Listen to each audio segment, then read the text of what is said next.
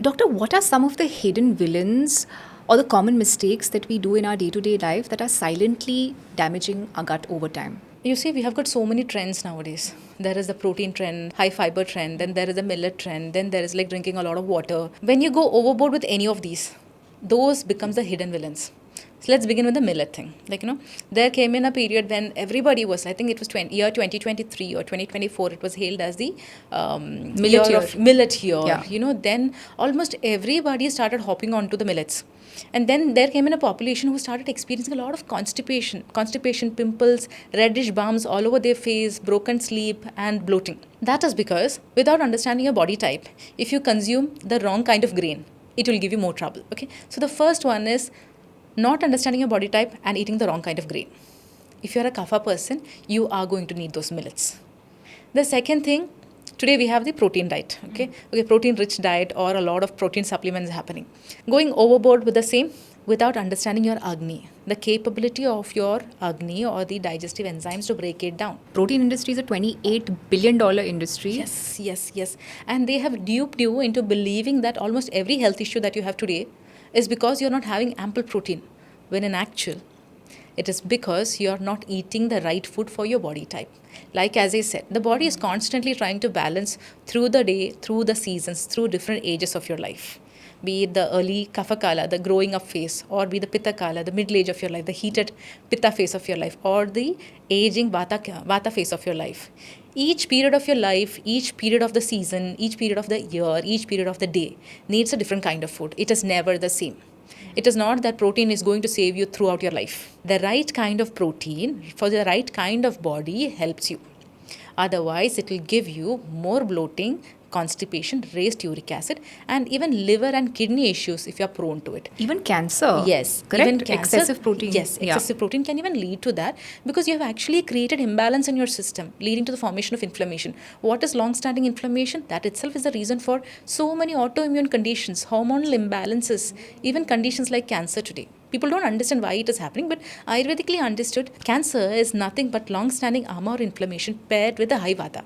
The erratic tendency of the cells of your body to multiply without even having a self-control. So it can even lead to these kind of complications if you do not consume it by understanding your body type. So you would say that all of this is hype? The protein shakes, bars, biscuits, powders. Yes. All of these falls into the same category, especially when you do not consume it with the right base, right vehicle. There are some people who consume it with water. If you see, they are highly prone to bloating. There are some others who consume it with yogurt. They actually benefit a bit more because protein powder, as it is, if you see, is actually a drying powder, which is the reason why you're getting that bloating and constipation. So when you pair it with something that contains fat and the probiotics, it becomes easier to be digested. In fact, there is this combination I keep telling my people that if at all you're particular about having that protein powder, pair it with the yogurt or curd and then add some dry dragon fruit into it, because dragon fruit contains that mucilaginous coating, Right. which helps in relieving the constipation. Yeah. So this protein gets absorbed without creating trouble and gets eliminated as well, whichever is not required for your body. Okay. So that is the second villain, not understanding your body type and hopping onto the different trends that is coming your way. So millets, you said, if I'm a vata body type, since it's drying in nature, I shouldn't be having millets? Yes. I should not, or should I lessen?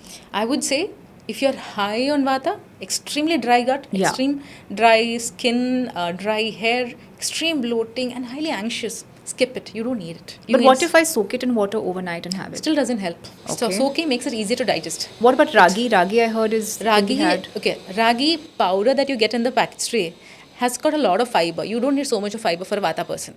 If you're still very particular, I would say soak the whole ragi overnight. Blend it.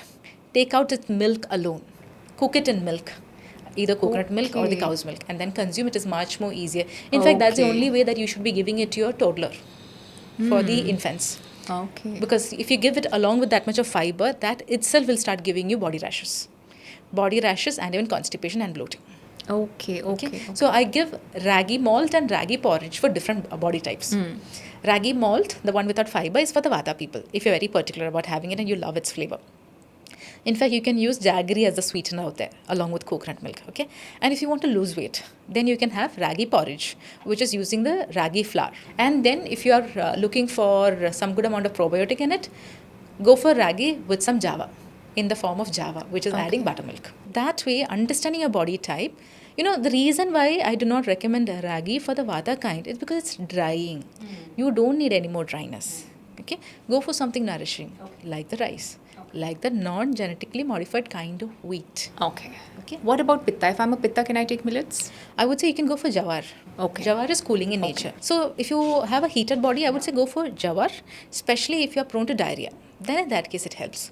Okay, but if you are that lean kind of pitta, like in a very angry, agitated and lean kind, don't bother with it. Your body does not need it. Okay. If you are on towards the slightly heavy side with the pitta kind, then you can. Okay. That's because of the difference in the associated dosha type. Yes. One is pitta vata, the other one is pitta kapha. Yes. That's another thing I would like for you to explain to people, that many people think, oh, I'm a vata, I'm a pitta, I'm a kapha, but actually you aren't. You're a combination of the two prakritis, right? In fact, if you are a vata, you will be air. Yeah. Got it. So what is vata? Vata is basically air. Yeah. You are a combination of the three doshas. You are a combination of the pancha mahabhutas. Yeah. Prithvi, up, Tejas, Vayu and Akasha. Vayu and Akasha leads to Vata. Okay? So you are never Vata alone, because if you were Vata, you would be just thin air. If you were Pitta alone, you would be just fire. And if you were Kapha, you would be just earth, which you are not. You are a combination of the three, but one of these are predominant. You are slightly more airy, you are slightly more heated, you are slightly more earthy and happy-go-lucky. Ultimately, whatever kind of food, practice, stresses, lifestyle habits that we try to understand what has it done to your body type. Correct. What has it done to the three doshas? And then the moment you fix it, it is actually sorted. Because no matter what, your body is not supposed to feel any kind of discomfort ultimately. Because Ayurvedically understood, health is samadosha. No symptoms. No heat, no cold, no constipation, no bloating, no acidity, no hair fall, no brain fog, no over alertness. Everything in balance. Yeah. Samadhatu. Your body should be proportionate. Not that you need to have a 36-24-36 kind of figure. You are lean, you remain lean. You are moderate built, remain moderate. You are the stout, rounded. Be a healthy, stout and rounded. Not with a pot belly that is hanging out. That is samadosha and samadhatu. Sama Agni. Your appetite should be sama. Either 2 proper meals, 3 proper meals, depending on your body type. And then you need to have a prasanna atma indriya mana. Okay? You need to have a mind that is happy. Atma that is able to live in a happy body. Content body, sorted mind. Okay? This is health. So, constantly our efforts are towards bringing your body towards that state wherein your body is able to function from the morning till the evening, because Ayurveda says your functioning hours are 6 a.m. to 6 p.m. Okay. You wake up in the morning such that you can start functioning from 6 a.m.